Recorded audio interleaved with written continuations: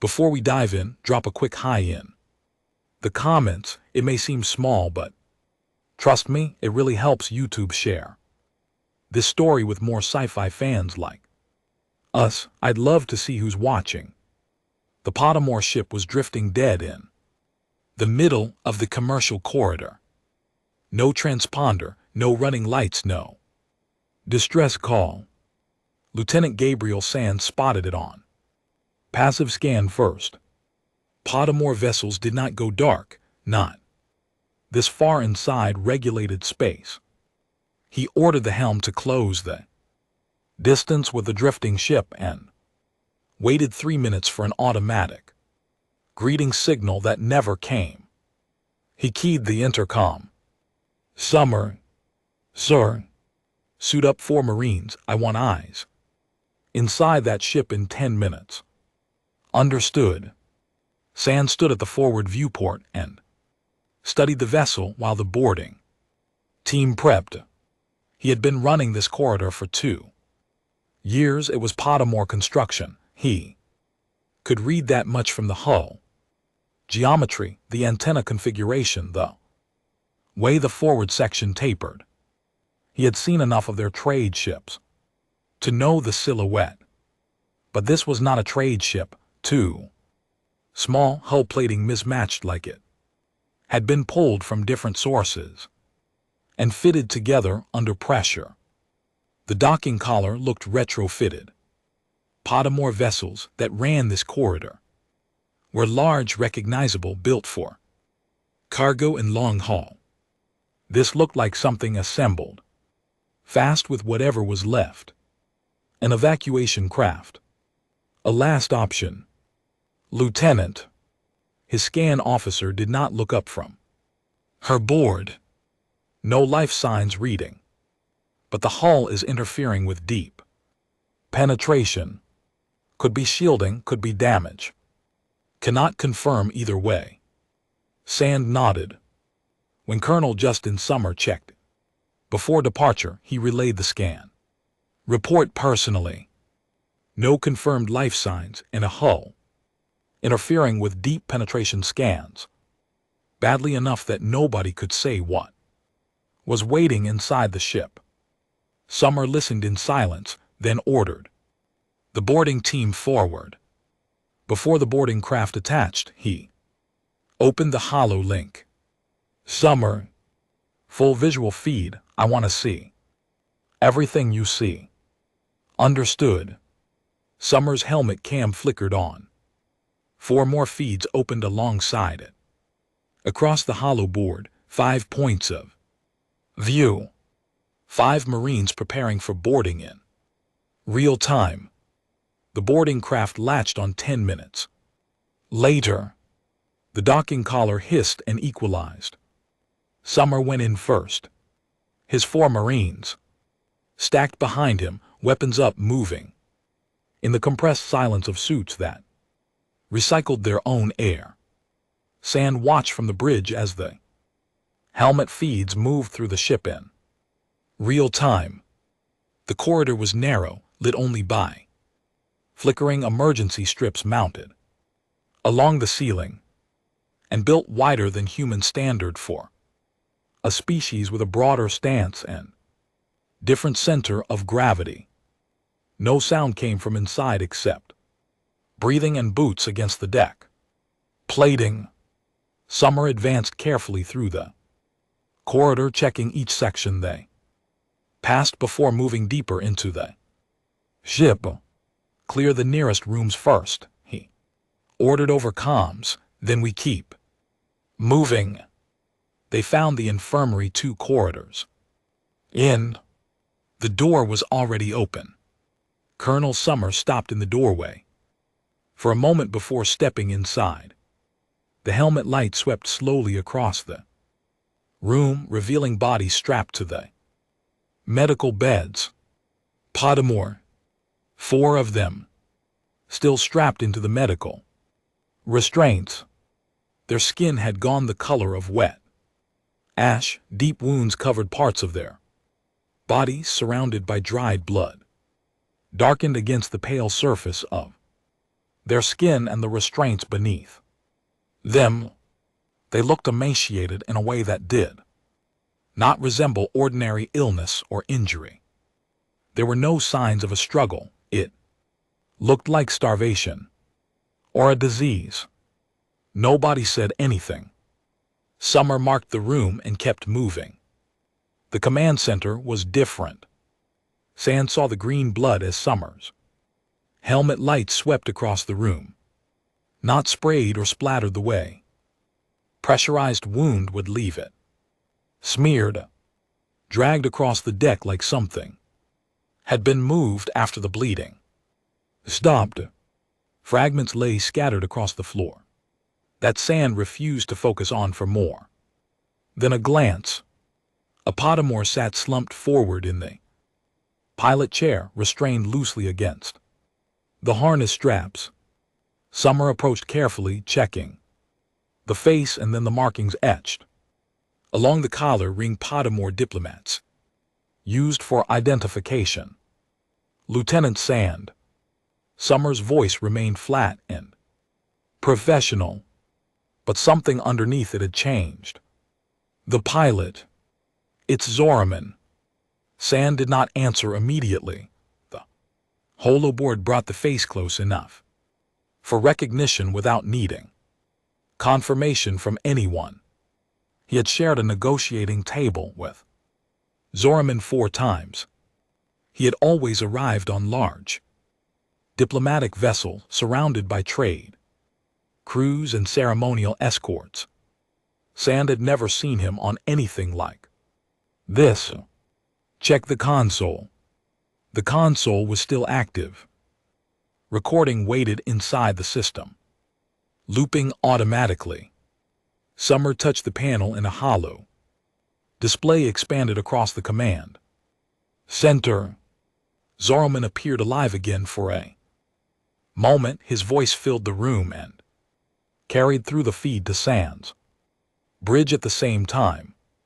Calm, exhausted, the voice of someone who had already accepted the outcome before beginning the message. He explained the isolation. 9 months of silence because they had not known how to warn anyone without risking the contamination spreading beyond the system. A vessel returning from the dark nebula. Market had brought something back hidden inside its cargo.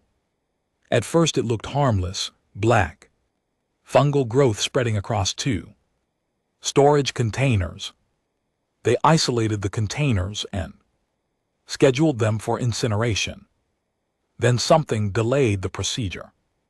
When the worker returned 2 hours later, the growth had spread across the floor and changed color from black to green.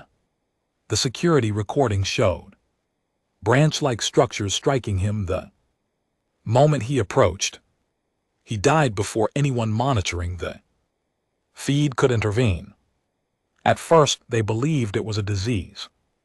By the time they understood it was something else, half the planet was already gone.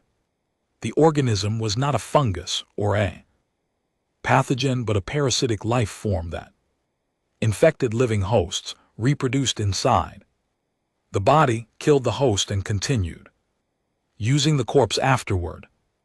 The dead did not stay dead. Containment failed long before the Podum War understood what they were fighting. Trade routes were severed, the planet sealed, entire districts burned in. Failed attempts to slow the spread. Zoriman never lost composure while describing the extinction of his species. He spoke with the same measured precision he had once used during trade negotiations. He explained that the ship carried everything the Pottermore had managed to learn: biological samples, research archives, recordings, tactical observations. His surviving crew intended to reach human space, deliver the warning, and destroy the vessel before the contamination could spread further. At the end of the recording, he apologized for not reaching them sooner. Then the message looped back to the beginning. Lieutenant Sand was still staring at the hollow board when he noticed something. Behind Moore, Zoroman was standing. Not the recording. The body itself. A moment ago it had been slumped in the pilot chair. Now it stood silently behind the Marines, the harness hanging loose. Around it, its head tilted in a way that looked deeply unnatural. Something dark and wet pushed slowly between the jaw plates. Moore, do not move. Sand's voice cut across the comms before he fully processed what he was seeing. Summer, get away from him. Slowly, Summer and the other Marines took 2 careful steps forward. Then they turned back toward Moore, who was still standing in the same place, and saw Zoroman standing directly behind him. Too late for Moore, the branches erupted from Zoroman's mouth in a single violent motion. Not tendrils, something thicker and structured, moving with terrifying speed and a kind of deliberate coordination that made the attack feel intentional rather than instinctive. They struck Moore at the knees and wrapped around his legs almost instantly, locking him to the deck before he could react. Moore looked down once, then he pulled both combat knives from the front of his vest and started cutting. The Marines opened fire on the branches, trying to avoid Moore, but the growths were already swallowing him faster than they could cut them away. Fragments blasted loose by the gunfire scattered across the deck, but the branches still attached to Moore split and spread faster than before, replacing themselves as they climbed higher over his body. The branches reached his torso. His arms were now covered by them. Moore stopped fighting with his knives when the branches reached Moore's neck. He was already gone. Not slowly. A sudden compression, fast and complete, followed by a sound over the comms that Sand already knew would never appear fully in any official report. Moore remained standing. That was the worst part. The branches held him upright, only his head remained exposed. Then Zoroman collapsed. The body struck the deck, and the growths withdrew from the mouth before exploding outward across the floor in every direction at once. Green, vast, flooding through the gaps between deck plates and climbing the lower sections of the walls. Summer looked at his Marines. One word: move. They ran. The corridor outside the command center was darker than when they had entered it. The strip lighting along the ceiling stuttered, held, stuttered again. Helmet lights cut on automatically. Boots hammered the deck plating, and nobody spoke while Summer kept the pace. Hard back the way they had come, the extraction pod, 2 corridors ahead. They passed the infirmary at a run. Summer's helmet light swept across the open doorway without him breaking stride. A single sweep of light was enough. The beds were empty. The restraints hung open. All 4 bodies that had been strapped down when they arrived were gone. They kept running. "Lieutenant," he said, breathing hard. "Now, the infirmary. The bodies. A beat. They are not there anymore." Sand's voice came back immediately. "Get to the extraction pod. Now." Summer hit the junction at the end of the passage and stopped so fast the Marine behind him collided with his back. The 4-pod war from the infirmary stood in the junction ahead, filling the width of the corridor. They stood perfectly still, staring forward with that same vacant Focus. The green growth was already thick. Across the floor around their feet, spreading outward along the base of the walls in both directions. The branch structures between them and the Marines were dense and tangled, moving slowly but without pause as they searched through every gap in the deck. Plating. Behind the Marines, the corridor lights flickered one last time and went dark. There was no way through. There was no extraction pod. There was no way back.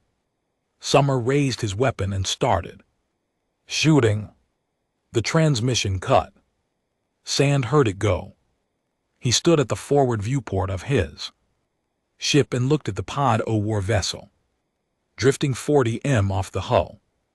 And he did not let himself think about Summer did not let himself think about more, about the Marines whose names he would write into a report before this shift was over. He keyed the weapons officer. Full salvo, target the Podmore vessel. A pause. Sir, full salvo. Aye, sir. The first round hit the docking collar, the second hit the engine housing. By the third, the Podmore ship was coming apart, venting atmosphere, whole section spinning outward in the slow, silent way things broke apart in vacuum. Just light and then debris and then nothing where the ship had been. Sand stood at the viewport until the debris field stopped moving. Later, inside the briefing room at Casper Ridge, he told General Goldman everything from the intercept to the fire order. Goldman did not interrupt once. He sat across the table and listened to Sand walk through the entire operation. No expression, no questions until Sand stopped talking. Then he said, "The research data. Gone with the ship. We have the recording. Nothing else made it." Goldman was quiet for a moment. Zoroman's plan was to destroy the ship himself. Yes, sir. You did it for him. Sand did not answer that. Goldman stood and moved to the viewport. Casper Ridge sat high enough that the trade corridor was visible as a faint traffic line against the dark. He looked at it for a while. The comms officer knocked once and opened the door without waiting. "General, incoming signal. Sector-wide broadcast." A pause. From the dark nebula market. Goldman turned. "Put it up." The wall display opened, text only. No video, no representative, no voice. Attached, a formal notice addressed to all trading partners across the sector. Effective immediately, all incoming vessels were being turned away. Indefinite duration. The stated reason was a quarantine measure for a minor, non-dangerous disease. No further details, no projected reopening. Goldman read it once. Then he looked at Sand. Sand looked back at him. Neither of them said what they were both thinking. Goldman turned back to the viewport. Double the decontamination protocols on every ship coming through this corridor. Nothing docks at Casper Ridge without a full sweep. He paused. And pull everything we have on the dark nebula market. Trade records, traffic logs. Every ship that came out of there in the last 18 months. Sir, if that thing is already past there. Borders, I know. Sand. Goldman's voice did not rise. Get some rest. I need you thinking straight. Sand left the briefing room and said nothing else. Behind him, the wall display still showed the notice from the dark nebula. Market. A minor, non-dangerous disease. No further details. The corridor outside Casper Ridge was quiet. Routine traffic, normal signals. Everything exactly as it should be. For now, 6 months of quiet is not the same as 6 months of nothing. Sand ran patrols, filed reports, watched every ship that came through the corridor like it might be the one that changed everything. Most of them were cargo haulers and survey vessels and the occasional diplomatic courier moving between systems that still trusted each other. Enough to trade, nothing flagged, nothing unusual. The dark nebula market stayed closed and said nothing further, and Goldman's people found no useful information in the traffic logs from the 18 months prior. Plenty of ships had come out of there. Any one of them could have been carrying something. None of them had declared it. Goldman had spent the 6 months building a protocol that did not have an official name yet. Decontamination procedures were upgraded across every docking bay on Casper Ridge. Quarantine holds were expanded. Dedicated response team assembled quietly and drilled twice a week in the lower decks. The people on Casper Ridge who paid attention understood that Goldman was preparing for something specific. Then the Burnham invitation came in. A coronation. New queen. Every species in the sector was invited. The message said to witness the ceremony and celebrate the continuation of the Burnham royal line. It was the kind of event that happened once in a generation. Declining without cause would be read as a diplomatic insult. Goldman read the invitation twice and then called Sand into the briefing room. I need a representative. Sand looked at the invitation on the display. How many can I bring? Small escort. 8. Enough to look respectful, not enough to look like a security detail. When Goldman told him, Sand nodded and left the room and started picking his people. There was no need to explain the situation to the Marines in detail. They had already read the corridor incident report and watched the recording. Afterward, Sand briefed them once aboard the ship. On the way there and kept it short. Watch the crowd, watch the exit, stay together. If I move, you move with me. Nobody asked questions. The Burnham homeworld was 2 days from Casper Ridge by corridor travel, and loud in the way that places full of living things always are. The ceremonial complex sat at the center of their capital, open air under a pale sky, wide stone platforms arranged, descending rings around a central stage. Species from across the sector filled the rings shoulder to shoulder, or whatever passed for shoulders on the ones that did not have them. Sand had never seen that many different forms of life in one place. The sheer biological variety of it was something that would have been remarkable under any other circumstances. He put his people in the middle ring, not the front where the ceremony attendants moved and the view was best, not the back where the exits were, but the sight lines were poor. The middle.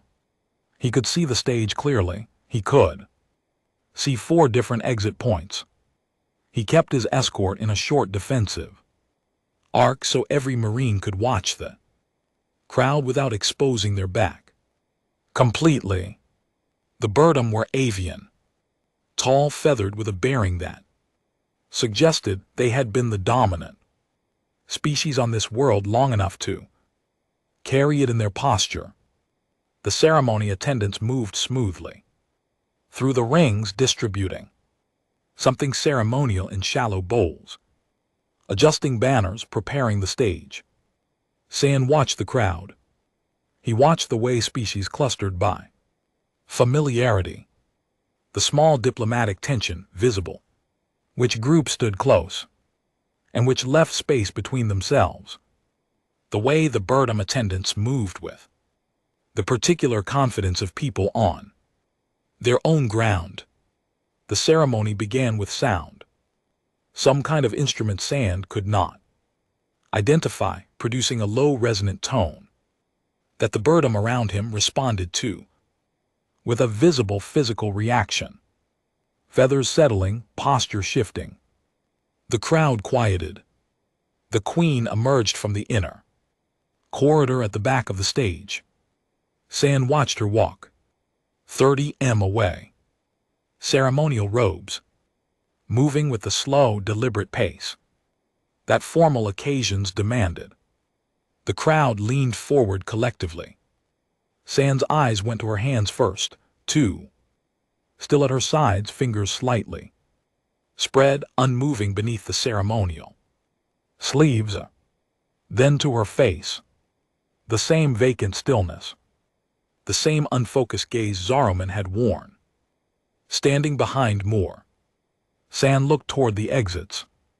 He turned to the Marine on his left and said nothing, just moved one step back, slow, keeping his body angled toward the stage like he was still watching. The Marine read it and shifted without a word. Sand moved his eyes to the next person in his escort and tilted his head toward the exit at the left of the ring.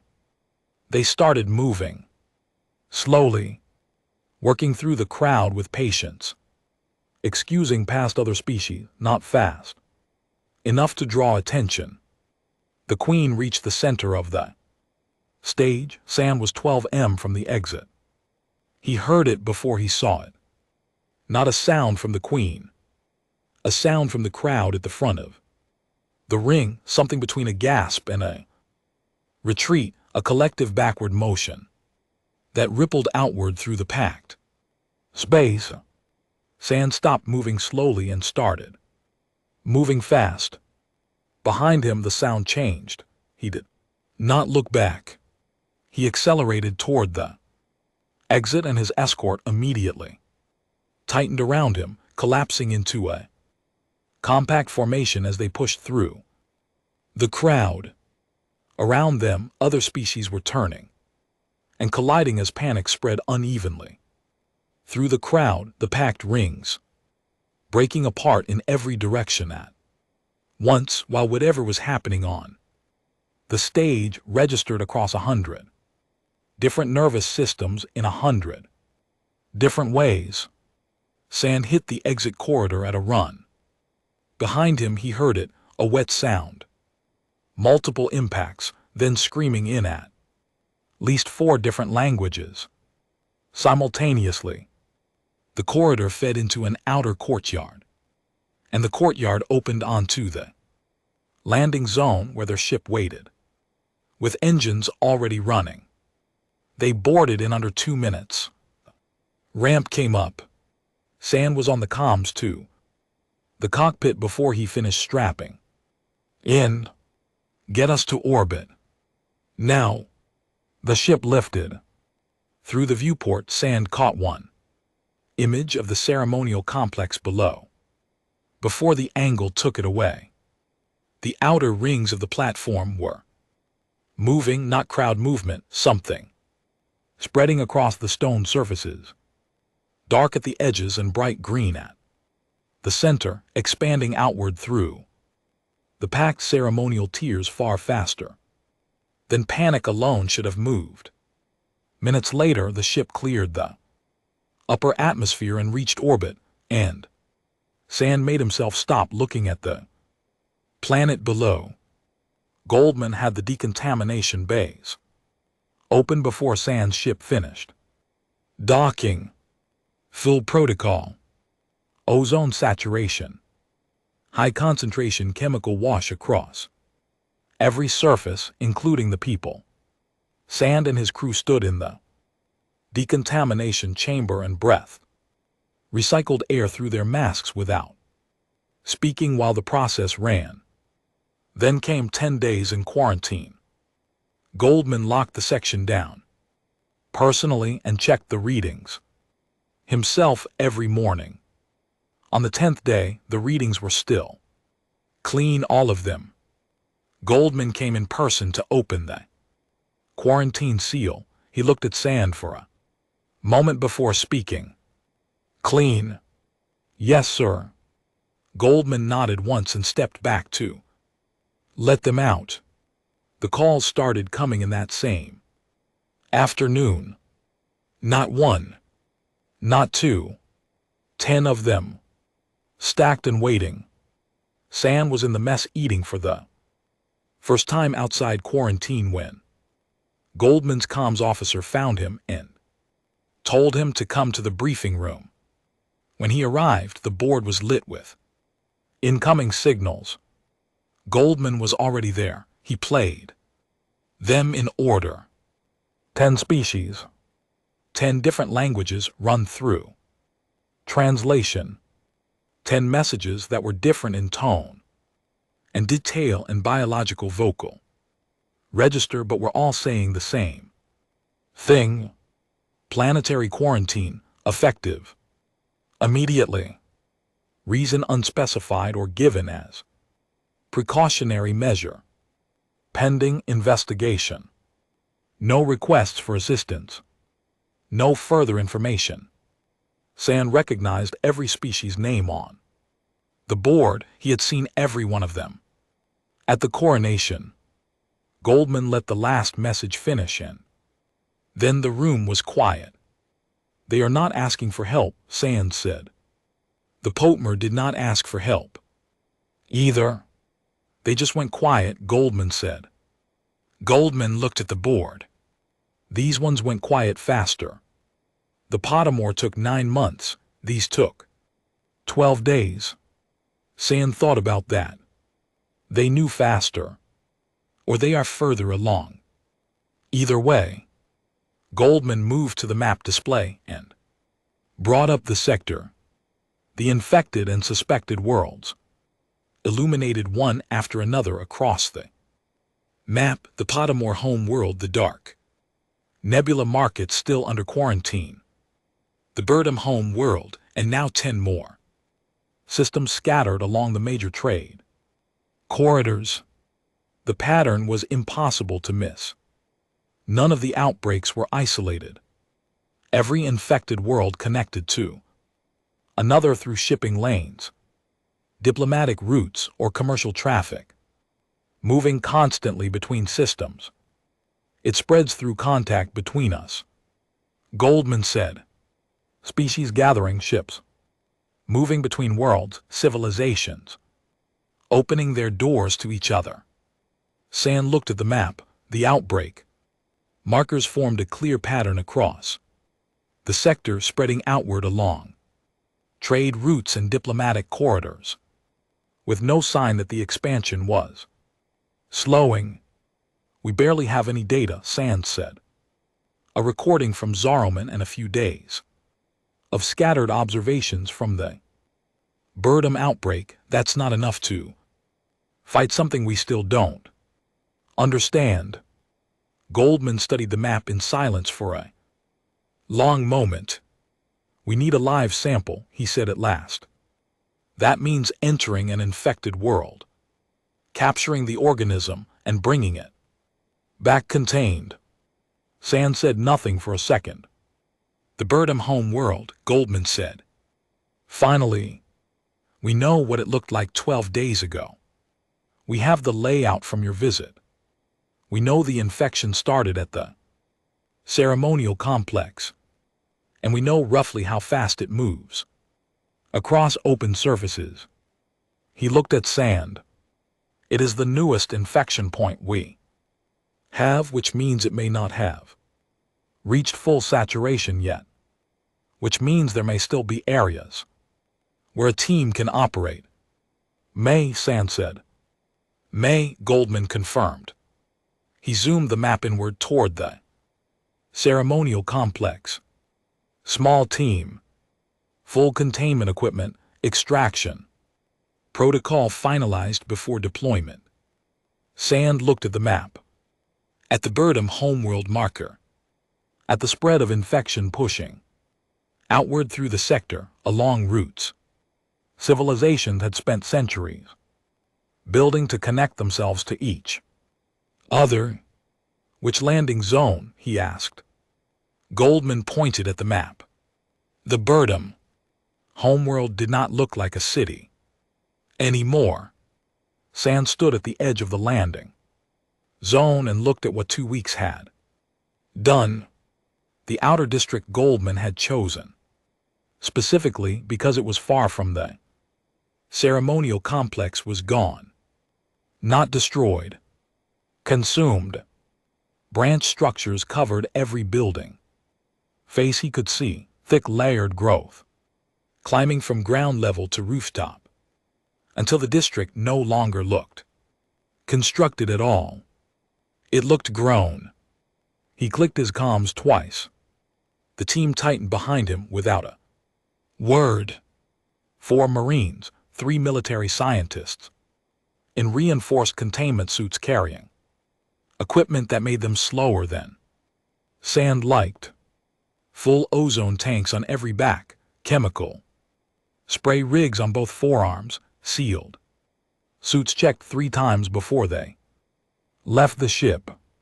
They moved into the outer district in a tight formation, and Sand took point. The streets were not empty. Infected Birdem moved between the buildings with the same vacant stillness Sand had seen at the coronation. Feathers matted with green growth and movements that looked wrong in ways he could not fully name. Some moved alone, others drifted through the streets in loose groups with no visible coordination, yet somehow still forced the team to change direction. Twice in the first 3 minutes, Sand did not engage unless he had to. Noise carried. The scientists needed time, and time required quiet. They found what they were looking for in a collapsed structure 4 blocks from the landing zone. A Birdem in a door, frame half upright, movement stuttering, between something almost alive and something already gone. Early transition. The branch growth was visible along the neck and left shoulder, but the host was still caught between stages, not yet fully reanimated, not yet coordinated. Sand looked at the lead scientist, Dr. Wasser. Compact, methodical. The kind of man who briefed you on risk. The way other people discussed weather. Wasser looked at the Birdem, then at the containment unit his team was unfolding, then back at Sand. 30 seconds once we open the unit, maybe less. You have 20. Wasser nodded and moved. What happened next was not clean. The Birdem responded to approach with a speed that the stutter in its movement had not suggested was possible. Branches erupted from the shoulder. Growth and the Marine on the left took one across the visor that cracked the outer layer without breaching it. Sand hit the host from the right with a containment clamp while Wasser locked the lower half of the reinforced transport containment unit around the host's body. Another Marine secured the upper section as the branches continued thrashing inside the partially sealed frame. One of them slipped through the narrow gap between a Marine's glove and sleeve, and Sand burned it out with a full ozone burst from less than half a meter away before it could reach exposed skin. The unit sealed. The 3rd Marine checked the wrist seal immediately. Suit integrity held, skin below unbroken. They ran. In the last block before the landing zone, they encountered 2 groups of parasite-controlled Birdem coming from different directions. One dropped from a 2nd story structure directly into the formation, branch growths erupting toward the containment unit before it even hit the ground. The Marine on the left caught it with a full ozone burst at point-blank range. The branches ignited green, white, and recoiled hard enough to expose the host. Underneath, the second Marine put 3 rounds through the birdem's skull before the growth could reorganize. Nobody stopped moving. More infected were converging from the surrounding streets now, drawn by the noise. The Marines on the outside of the formation hit them with ozone bursts as they advanced, forcing openings long enough for the scientists to stay moving. In the center was the containment unit. Between them, while Sand ran point and drove the team straight through the landing zone perimeter. The ramp sealed behind them as the ship lifted. The quarantine bay was the size of a large storage room and reeked of chemicals strong enough to sting through. The filters, full ozone and chemical wash, swept across every suit before the bay door finally opened. Vassar had the containment unit secured on the examination table before Sand finished removing his helmet. The infected birdem remained trapped behind reinforced transparent panels, while the branch growths continued, striking the inside of the sealed chamber. The contained birdem was still in transition. The branch growth moved against the inside of the unit walls in slow, exploratory patterns, pressing at the seams, finding no purchase on the treated surfaces. The host itself had progressed further since capture. Less stuttering now. More of that wrong, coordinated movement. That meant the parasite was establishing control. Vassar and his 2 scientists worked with the focused silence of people who understood exactly how much was riding on the next few hours.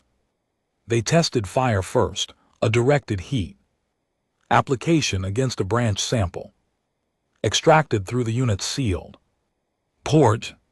The branch died fast and completely. But Vassar shook his head. It only confirms what we already knew. Fire can kill them. We need contact mechanics. How does it transfer at the cellular level?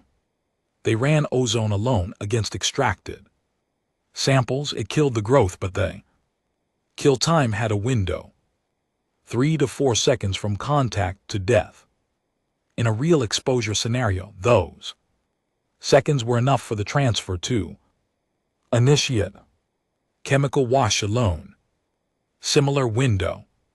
Slightly longer. Vassar pushed closer to the unit. He was running a direct observation on the branch behavior against different surface materials, holding treated and untreated sample panels against the exterior of the unit wall and watching how the branches inside responded to each untreated biological surface material. The branch has pressed hard against the unit wall at that point, treated panel.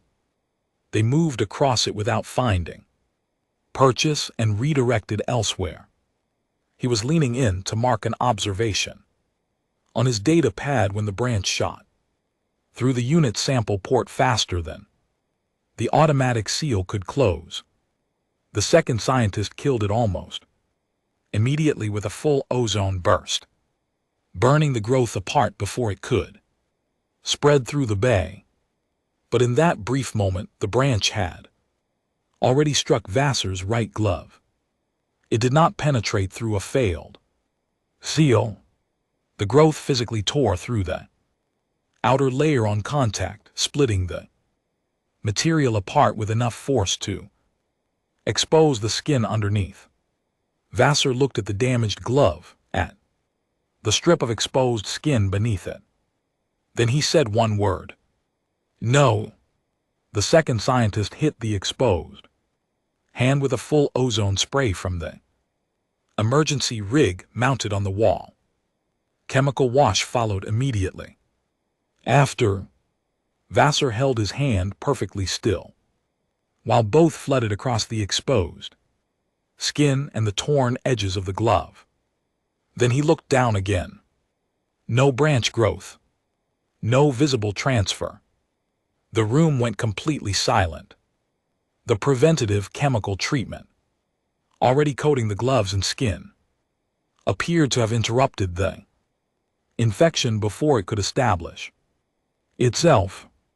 Vassar removed the damaged glove carefully and handed it to the nearest scientist without taking his eyes off his own hand.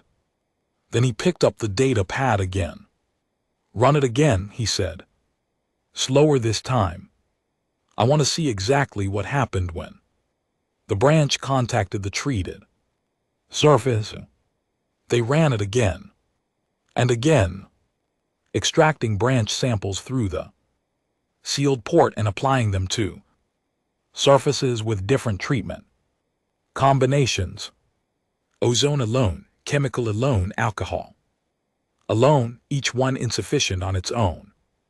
The branch found purchase through moisture, biological moisture, living surface. That was the entry point. The anchor. Remove that and the transfer could not initiate. But removing it required all three elements working simultaneously. The ozone disrupted the branch's surface chemistry. The chemical compound broke down the biological moisture layer. The alcohol stripped what remained and kept the surface dry at a level the branch could not overcome. Any two of the three and the branch still found a way. All three together. And it found nothing. Vassar looked at the data for a long moment, then he said, "It is not a new weapon. We have been carrying this answer in our decontamination kit since before I joined the service."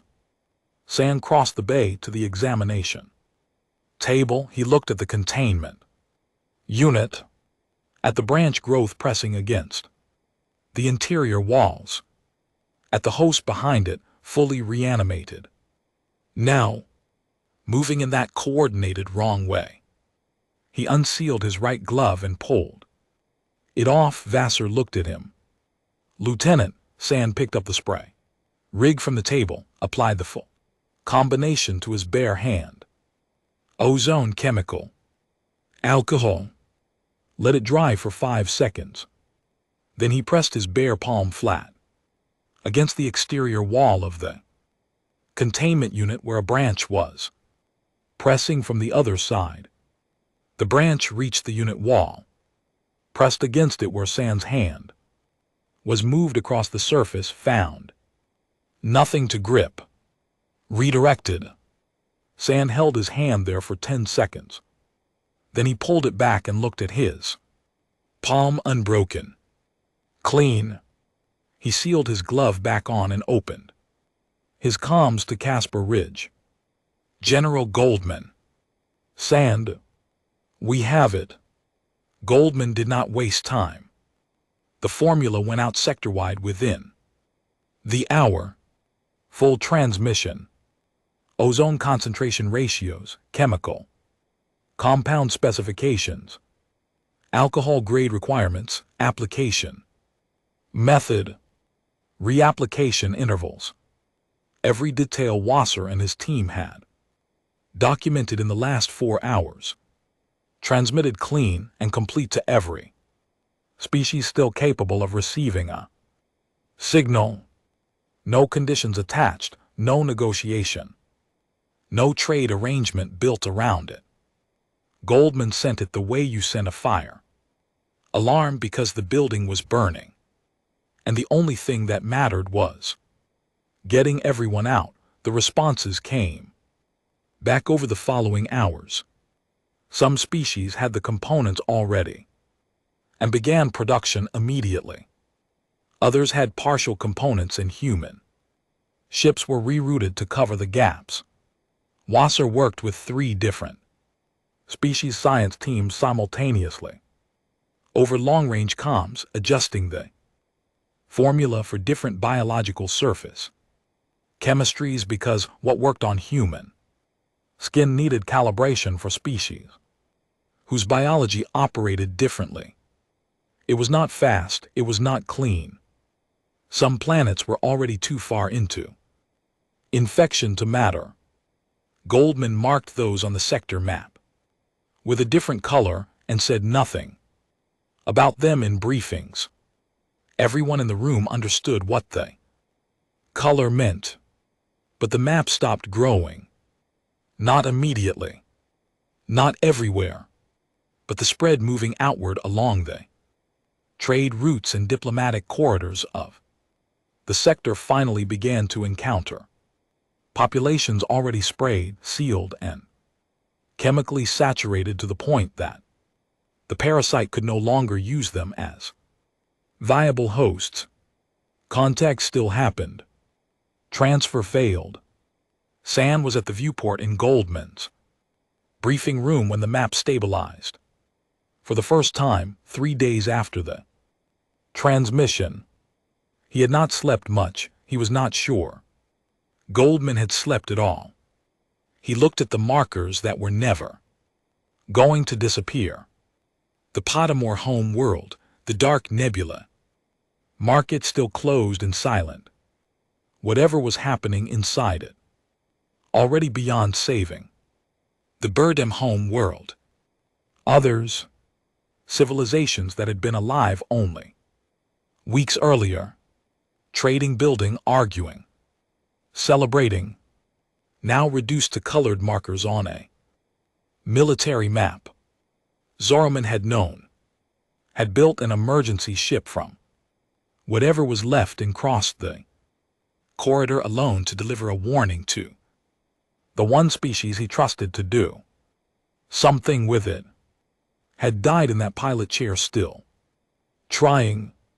More had died standing, knives in his hands.